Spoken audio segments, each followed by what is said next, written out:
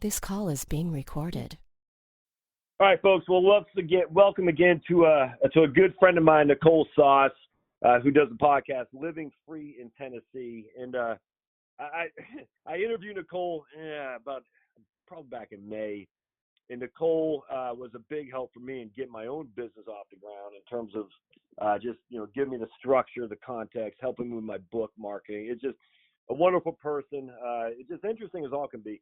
But this time, and by all means, I'll put a link to the show notes about the last time I interviewed her, where we talked a lot about coffee roasting and whatnot.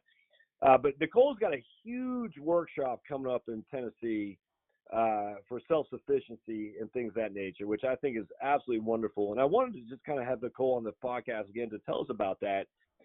Just what people can expect from the workshop that she's designing, the labor intensity, because it's very labor intensive to do this stuff. And just the fun of being, just self-sufficient, just doing your own thing. So, Nicole, welcome again. I am so stoked for you to be here. Well, thanks for having me on the show. Absolutely. So first and foremost, just a real brief, Nicole, tell us about you, who you are, what your gig is. And, I know you got 8,000 things in the fire for, your mind is going a million miles an hour. I know that, but tell us, just reintroduce the audience to who you are and what you do, if you don't mind. Sure. I have a disease where I have a new idea every 20 seconds, and that has led me to a life of different careers. I started out as a high school teacher, quickly went into executive cultural training, worked at a software startup, and then transitioned into the nonprofit public policy world. All of it, though, I ended up coalescing around marketing, sales, and training. And because of that, when it came time to transition away from those things and into being more self-sufficient from a financial slash running my own business standpoint, it was really easy for me to launch the marketing piece. So I launched a podcast, and I do consulting with small businesses. And then I also roast coffee because I just love a good cup of coffee. Absolutely. How's coffee business going for you since we last spoke? Again, about 8 months or so ago. Gosh, it's doubled in size since then. We launched a Coffee of the Month club where you can get a different coffee from a different region every month. And that made a big difference right there. So people love that variety. Yeah. What was the spark to get the coffee? That's pretty cool. That's a great idea. What was the spark for that? Well, you know how I'm always so to have the signature blend, I taste a lot of different coffees from different farms. Yeah. And I realized I have this vast knowledge of flavor of beans, and not everybody likes what I like, which is sort of a deep chocolate caramel rich coffee flavor.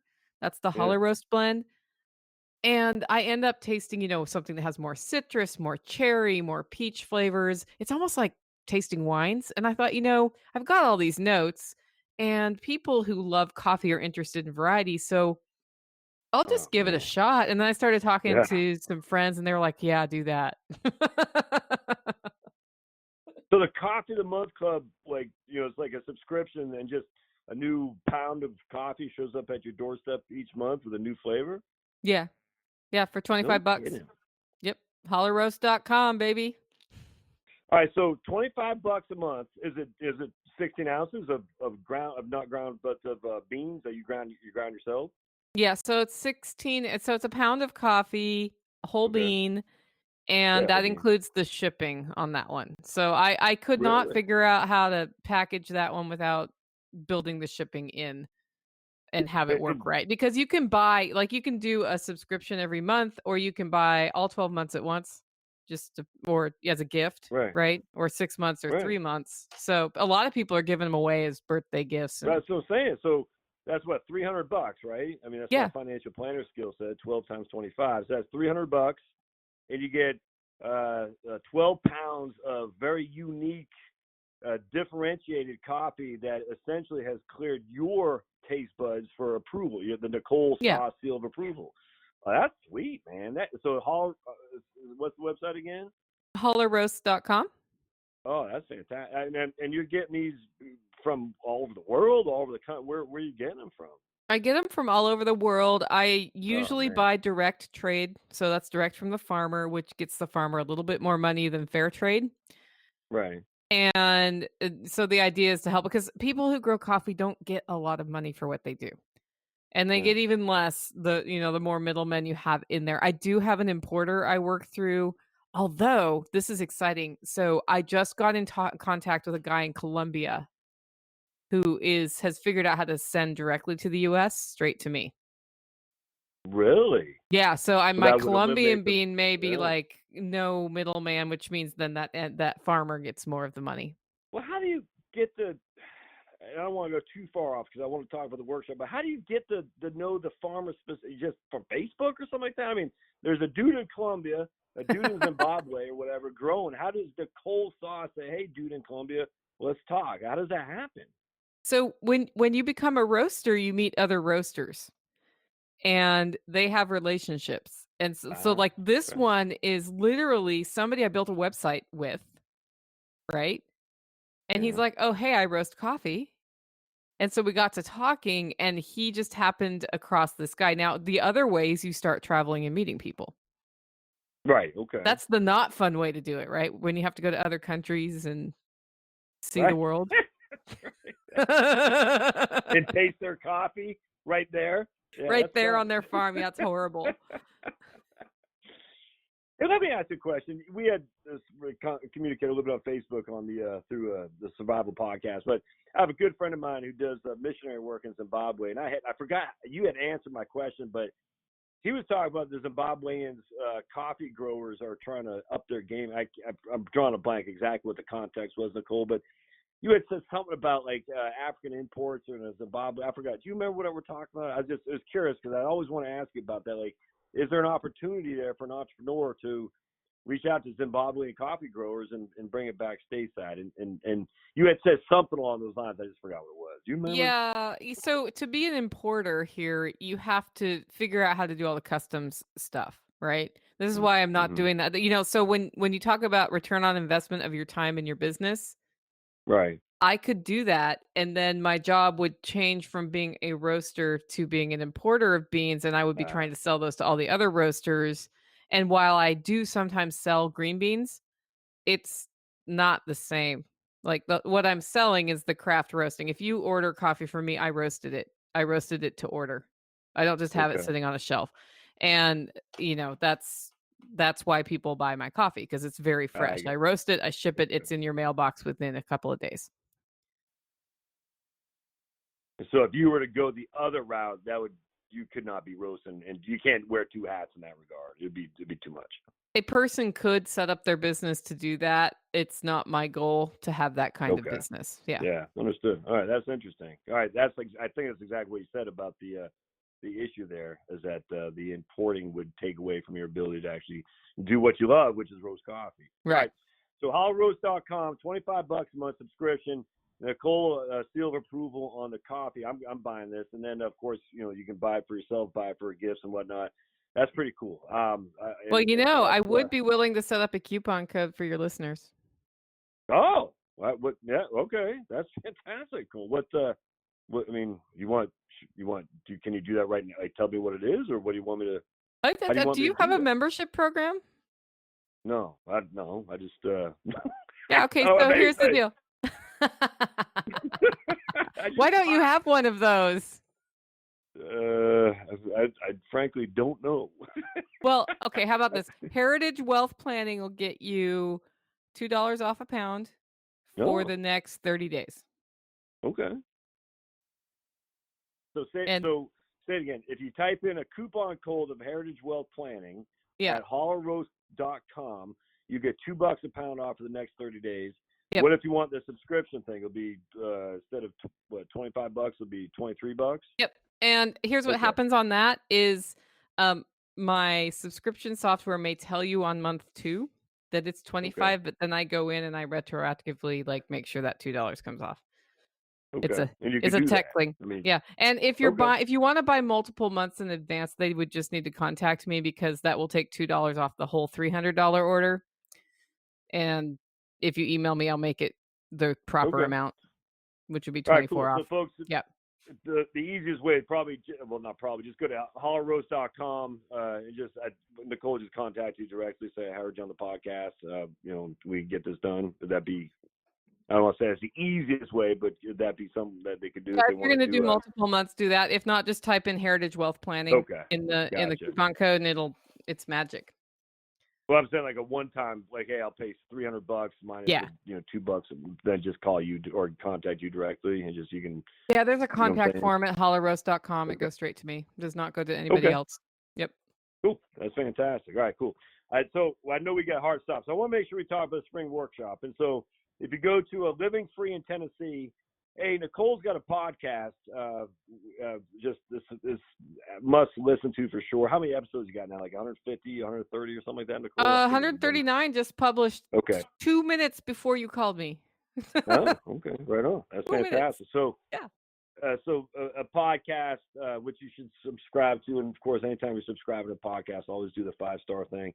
But I want to talk about this workshop. So tell us a little bit about the workshop, the what you have going on, Nicole, the genesis of it, who's coming. Just, this is just awesome. Just go and take your time, do whatever you got to do. But I just tell the audience about your workshop and how awesome it's going to be. Okay, so there was a point in my life where I was so miserable at my job, and it was taking over all of my personal energy that I said, screw it, I'm going to start a podcast. So I have an outlet, and I started Living Free in Tennessee, and I just talked about the homesteading stuff I did to begin with. Yeah. And as that, it was like it opened me up to realizing maybe, hey, I shouldn't stay at this job I hate, and it is time to transition. And I always knew, because I've worked for myself on and off my whole life, I always knew I would do something different. And as the podcast developed, I also had written a vision when we moved into our land, our property, to where the Holler Homestead, which is my homestead, would be a place where people can come together and share ideas and create new products or movies or books or write your book, right? And we would come together and help each other do that and share best practices on how to develop a homestead, using both modern and ancient practices, right? And the thing that's always been in the way of that was A, my job, and B, having the infrastructure in place. And so after about a year of doing the podcast, I traveled to Jack Spirko's workshop and saw how he did it. And I was like, I can do that. And better yet, I got him to agree to come speak at mine the first year, which was last year. Oh, man. So he really helped me kickstart the network of people who like to come to this workshop. Yeah. Yeah, it was great. And I don't have a building. I just rent a big tent. I rent a big tent. It's like $1,200 for this tent.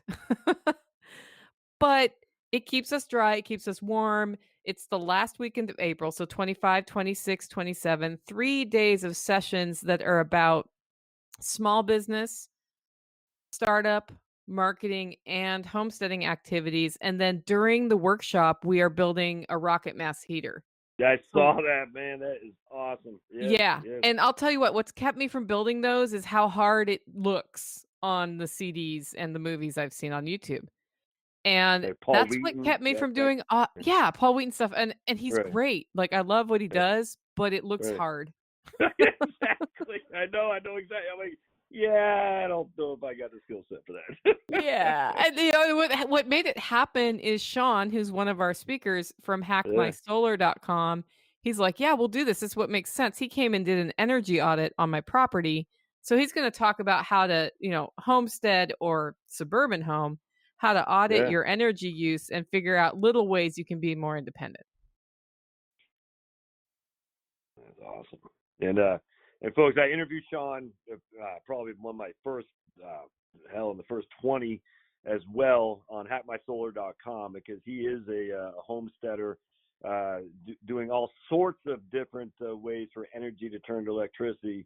not Yep. just solar, but it's just fantastic. And he's got hackmysolar.com. So he's going to be a speaker there. I'm looking right now. He'll dive into energy and oversee the building of the rocket mass heater, which is freaking awesome. That's fantastic. Now, Nicole, just for the listening audience, tell us exactly what a rocket mass heater can do and why is it so cool?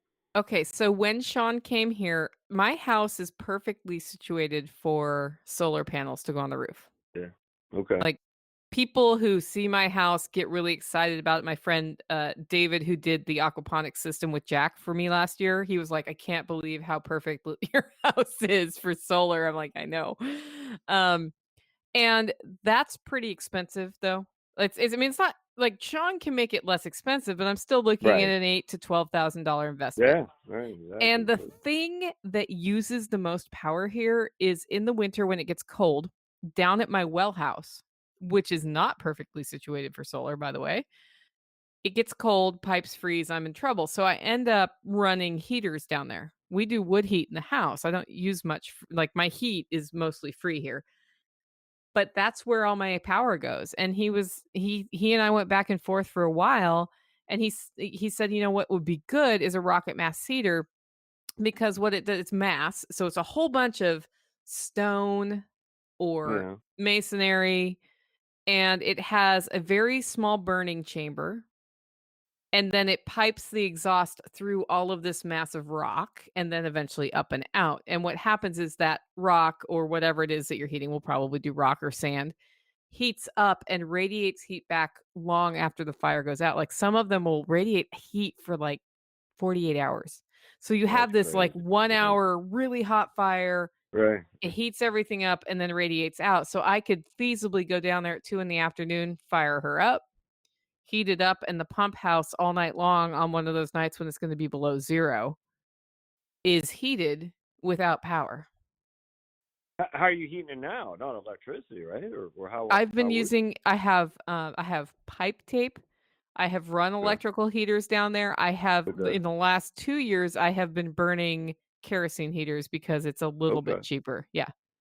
Okay. Wow. Yeah. So this rocket mass heater then, because it's is warming the rocks or the stones or saying whatever, will stay warm enough that way you don't need to use the other source, and it will keep the pipes from freezing. Yeah. Oh man, that's just see stuff like and you're gonna build that on location during this workshop.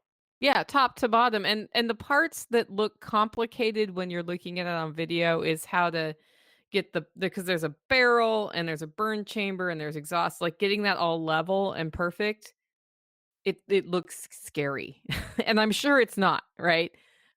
But it looks scary, and, like, being able to see exactly how all those pieces come together, I Yeah. think that's huge. That's huge. Well, it looks scary because we've never done it before. You know what I'm saying? Right. And so, I mean, the only thing we've seen is a guy like Paul Wheaton do it on YouTube, and that guy's done 8,000 of them, and there's another guy who probably doesn't worry about screwing it up because he's he's confident enough to do it. For me, I'd be like, yeah, I'm not going to do that. But watching, like a guy like Sean do it from nuts to bolts, I mean, that if nothing else, at least to give you knowledge of how it works, so you're a lot more willing to take on the enterprise, even if you screw it up. You know what I mean? Yeah. Yeah, and Sean is so good at telling you ways you can, just increase your energy independence anywhere, and he will be doing a session on that. I got Yeah. Sandor Katz to talk about wild fermentation. Do you know who that guy is? I do not. Tell me about So, him one or of the her. leading experts on fermentation in the world happens to live near me. No And kidding.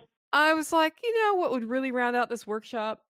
A fermentation session by Sandor Katz." And I looked at his website and I looked at his teaching schedule because he travels all over the place showing people how or learning about different kinds of fermentation. Turns out the weekend before mine, he's doing one at his place, which is about 25 minutes from here. So I sent him an email and he was available. So he'll be there. Oh, Yeah, it's going to be great because, any question I can't answer is that guy, he can answer questions I haven't thought of. now when you're saying fermentation, can you just go into that a little bit deeper? Because that when I think about that, I think about yeast and stuff like that. But I don't know if that's the entirety of fermentation. What exactly do you mean when you're talking? So any fermented food, and probably the one most people have had is sauerkraut, right? Where you take Okay, yeah, cabbage okay, and you put it in a brine and you allowed the wild yeast basically to in the air to okay, transform it. What fermentation does to vegetables and to meats and into other things that you can ferment is it changes the enzymes so they're more digestible, and of course it changes the flavor too. yeah. And eating fermented foods helps improve your gut health. So, Oh, okay, the probiotic stuff the of that probiotics nature. are there, yeah. I got And it. Okay, so yogurt. for Okay, got it. every culture has a fermented food they eat. If you look at it like anywhere in the world, it's gonna be sauerkraut one place or kimchi somewhere else. They all have these fermented things they eat, and in the US, with the advent of commercial food and vinegar, right? We stopped fermenting. We started making pickles instead of fermenting pickles. We started making quick pickles with vinegar and salt, and that fell out of our diet. And I think that, personally think that has largely led to a lot of the increase in digestive issues we have in this country. That's And interesting. yeah, Yeah. like it's a whole, like, it improves your, like, just having a really healthy digestive system helps you fight off the flu and the cold and all of these other things. So what's been happening is a lot of people are starting to ferment at home because our food system does not have, like, the FDA doesn't have a good grasp on how to regulate it so it's safe, because the FDA does not like living things in our food, and guess what? No, right. Yeah. Fermentation is all, it's like cheese, right? Cheese is a Right. fermented food, by the way. You're But basically we yeah. introducing a bacteria to milk to make a flavor, and then you're turning it into cheese, and it's transforming the milk fat into something more digestible. Does the cheese not have live stuff for probiotic? I mean, and Cheese I'm does. ignorant about that, but it was say again. Yeah, cheese does. But aren't we eat a boatload of cheese though, right? I mean, so wouldn't that be Yeah. I would mean, that be the go ahead? well, so the FDA does, like, they've figured it out for certain things. It's just every Oh, time somebody comes up with something new that's oh fermented, right. it's just the regulatory structures are I not gotcha. that well developed in that part of food. And so Yeah, the way to do it is to do it yourself. I gotcha. Okay, right on. Understood. Yep. That's interesting. That's I'm just curious. Is beer fermented? I mean, I don't know. Like when you're brewing your own Yeah. beer, is that fermented with and has got like probiotic stuff in there too, or Yeah, and it's so beer, the byproduct is alcohol. okay? And there are, like, probiotic properties. So if you think about kombucha, you know what that is, right? I do not. Okay, No. kombucha is like this probiotic drink that people are really excited about right now, Okay. and it's fermented tea, basically. Mm, And then okay. people add flavorings to it, and it has a tiny amount of alcohol. That's because the fermentation process, the Ah, byproduct is got it. alcohol. Yeah. And not So not for everything, but for the yeast understood. fermentations, yes. So when I say probiotic, I'm saying that just to kind of say the gut, helping your gut. You know what I'm saying? Whatever. I just think it's probiotics like yogurt and stuff like that, and Yeah. you're helping your gut to digest stuff, and just it's good for your gut. It's interesting that we've got so far away from that. Man, there's got to be. I don't know. Let's keep going because I don't want to get too caught up in fermentation. So that's interesting And though. all But of this these one of the conversations happen at the workshop. You get to just yeah, dive exactly. deeply. Well, that's what I'm saying. And you got. I saw you got. Who do I want to talk about here? There's Dixie. yeah. Okay, so tell us about Dixie. Yeah, So absolutely. Dixie Yeah. has a triple crown. She has through hiked the Appalachian Trail, the Pacific Crest Trail, and the one that goes through the middle of the country. I can't remember the name of right now. Um, Jessica Mills is her real name. Her hiking name is Dixie. She has a YouTube channel called Homemade Wanderlust, and she's going to talk about building her personal brand online because basically she was working, I think, as an engineer, quit her job, threw a backpack on, and started hiking and YouTubing about it, and has built a whole business that way. I love it, man. And she'll be there. Okay, Yeah, she's cool. And great. then we got I want to talk about grafting trees. We got David Oswald from ciderhollowfarms.com about grafting trees. Tell us about him, because I love that. So I haven't done it myself, but I've been following the idea of grafting. I think it's awesome. Tell us a little bit about this guy. Yeah, so it's not just grafting trees, it's about building value from what you have. And if what you have Mm-hmm. are peach trees, he's going to talk you through how to graft those onto rootstock so you can have more peach trees or sell them. Right? Yeah, right. Or, No, cherries or absolutely. whatever. So he'll walk us through how to cut them right, how to match them up with the rootstock, and how to do the graft properly so that it's likely to take. Now, he did a grafting workshop a couple years ago. That's the first workshop. That's how I got to know him. I went to his grafting workshop Okay. and did a great job. So, last year he was here also presenting about how to make a cold smoker with an $80 budget. This We'll be kind of stuff. using that cold Oh, smoker to cook the food at the workshop, as a matter of fact, oh. some of it. Don't just love. I mean, how can you not love this stuff? All right. And then you got Brett Corriere, BrettChef.com. They'll cover charcuterie and help insert great Charcuterie. Yep, charcuterie. I'm from Maine, Nicole, so we don't pronounce things correctly. So, that's what is okay. charcuterie? How awesome is that? It So sounds so charcuterie is basically fabulous. all those yummy meats you like pepperoni and bacon. Yeah. Okay. Yeah. So Yeah. he's talking about how to cure meats, and he'll do a couple. I think he's doing bacon and maybe lardo and a couple of other things. And then he is also, so last year I didn't have a budget in place to pay somebody to help with the food, and somebody came in and traded me a workshop registration for it. Did a great job. This year I have a little bit more of a budget, and Brett is coming in and just overseeing all of the meals with a helper. So there's like two people in the kitchen, which will Okay. be, Okay. so the food was good last year. The food's gonna be great this year.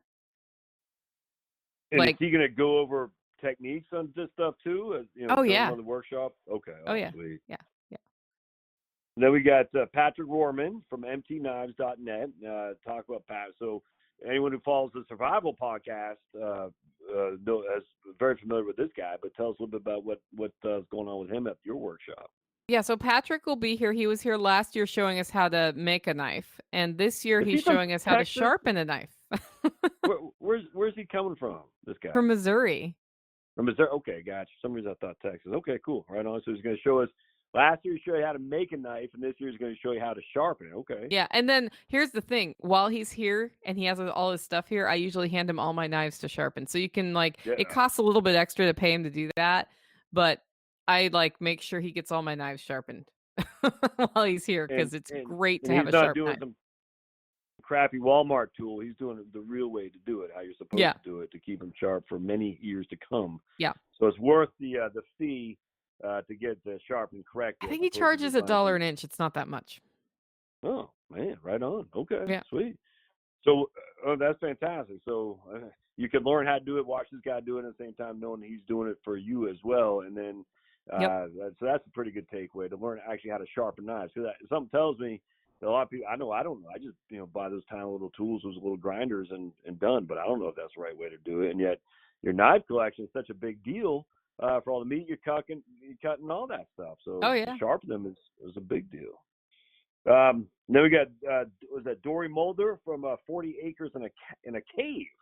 So what's is that Dory or yeah Dory. Dory? Yeah, What's it's going on with Dory. her? She's so Dory reached out to me and was like, "Hey, what do I need to think about before I get onto property?" And it was like at a really interesting time in my life.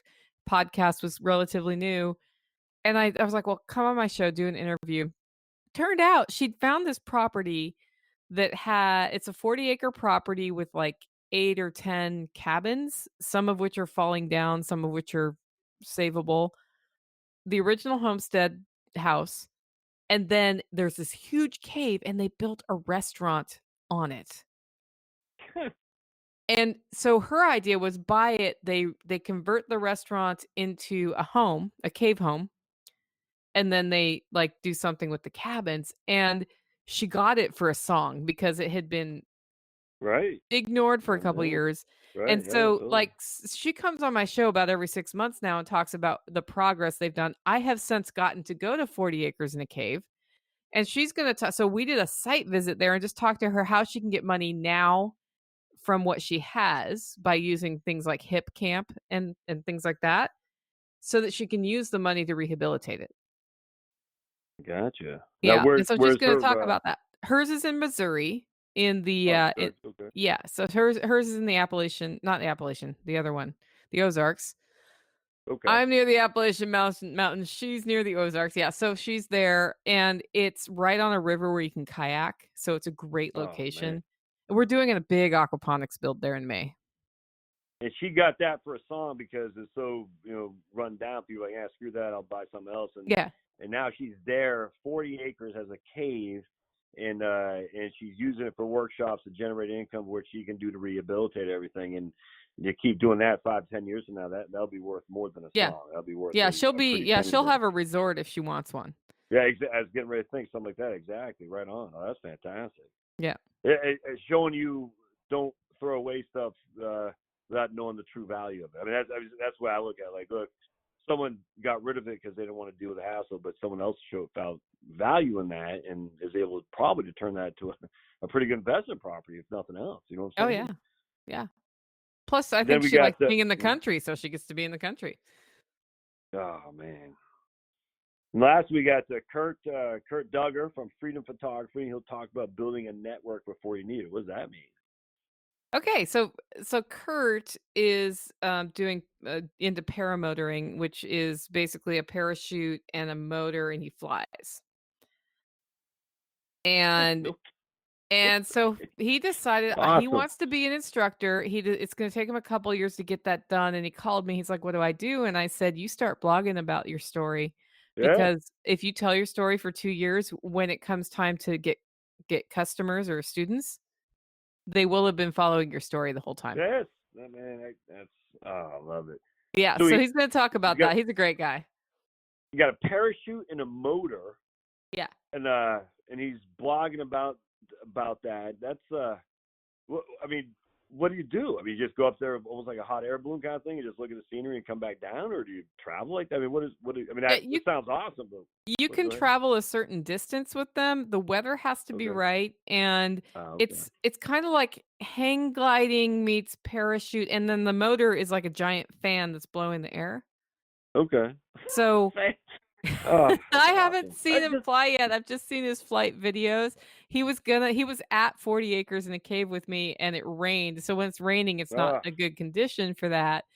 So, like, every time we do anything, he's like, "Is there an airport nearby?" So he can go up in the air, but that it'll be fun, and he's also our cryptocurrency expert, so oh, a lot of interesting. people talk to him about cryptocurrency. Yep. And don't forget, So you got I'm yeah. doing a cheese making session, so I'm gonna show how to make soft Oh, cheeses. Yep.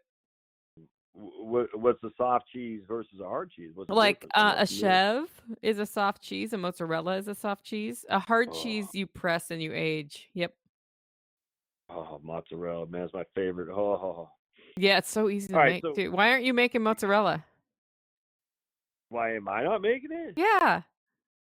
Something I could do. Yeah, you I should come to my really? workshop, I'll show you how. Whoa. Are you? Well, no. You said it's so easy. You're joking. I love mozzarella. Are you serious? I mean, I can make that. Literally, I can make it myself. Yeah. I show you how to do it. It looks hard on YouTube, but there's a hack with a microwave that makes it a lot easier. Oh man, Nicole, you don't understand how much I love mozzarella. Oh, Oh, you should be making it because you'll make the best mozzarella if you love mozzarella. that right there. I'm just looking at the list. You got. Look, I know Sean. I don't. I mean, I've heard of Jessica Mills. I've heard of her. Obviously, I know you. And then some of these other guys. Patrick Rohrman. I've heard him. But it's the ingenuity of just American. This is why I love this kind of people because taking a freaking parachute with a motor. A lady's getting a 40 acres in a cave. I mean, how much? Just how an $80 cold smoker. I mean, just the ingenuity in America is still it's just as awesome. And all Yeah. these people are doing something because they enjoy it.